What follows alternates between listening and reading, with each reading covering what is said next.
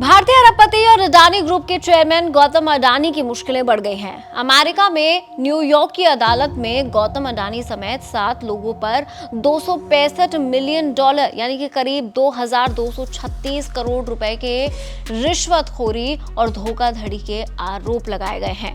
गौतम अडानी समेत इन 7 पर आरोप लगाया गया है कि इन लोगों ने अगले 20 सालों में $2 अरब के सोलर पावर प्लांट के प्रोजेक्ट को हासिल करने के लिए अधिकारियों को $265 मिलियन से ज्यादा रिश्वत देने का ऑफर दिया था। हालांकि अडानी समूह ने अपने चेयरमैन गौतम अडानी और अडानी ग्रीन के डायरेक्टर्स पर अमेरिका के जस्टिस डिपार्टमेंट और अमेरिकी सिक्योरिटीज एंड एक्सचेंज कमीशन की ओर से रिश्वतखोरी और धोखाधड़ी के लगाए गए आरोपों को सिरे से खारिज कर दिया है।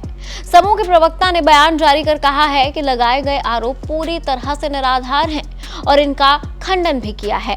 कंपनी ने कहा है कि वो उपलब्ध सभी कानूनी विकल्पों का इस्तेमाल करेगी।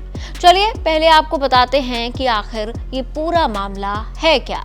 दरअसल न्यूयॉर्क फेडरल कोर्ट में सुनवाई हुई और गौतम अडानी पर कथित तौर पर यूएस में उनकी company Adani green energy limited को सोलर एनर्जी प्रोजेक्ट से जुड़े कॉन्ट्रैक्ट दिलाने के लिए $265 मिलियन की रिश्वत ऑफर करने और इसे अमेरिकी बैंकों और इन्वेस्टर्स से छिपाने का आरोप लगाया गया है। हालांकि कोर्ट की तरफ से भी कहा गया है कि ये मात्र आरोप है। इसके अलावा अमेरिकी अभियोजकों ने दावा किया है कि कंपनी के अन्य सीनियर ऑफिशियल्स ने कॉन्ट्रैक्ट पाने के लिए भारतीय अधिकारियों को ये पेमेंट करने पर सहमति जताई थी। वहीं न्यूयॉर्क टाइम्स की रिपोर्ट की माने तो अडानी ग्रीन एनर्जी ने झूठे बयानों के आधार पर गुमराह किया और 2021 में बॉन्ड की पेशकश के साथ अमेरिका समेत अन्य इंटरनेशनल इन्वेस्टर्स और अमेरिकी बैंकों से पैसे जुटाए। अमेरिकी अटॉर्नी ब्रायन पीस का कहना है कि अरबों डॉलर के कॉन्ट्रैक्ट को हासिल करने के लिए भारत में सरकारी अधिकारियों को रिश्वत देने की एक योजना तैयार की गई थी। ऐसा भी कहा गया है कि गौतम अडानी ने भी इस संबंध में कथित तौर पर सरकारी अधिकारियों से व्यक्तिगत मुलाकात की थी, लेकिन अडानी समूह ने इन सारे आरोपों को निराधार बता दिया है। एक ऑफिशियल स्टेटमेंट भी जारी किया है।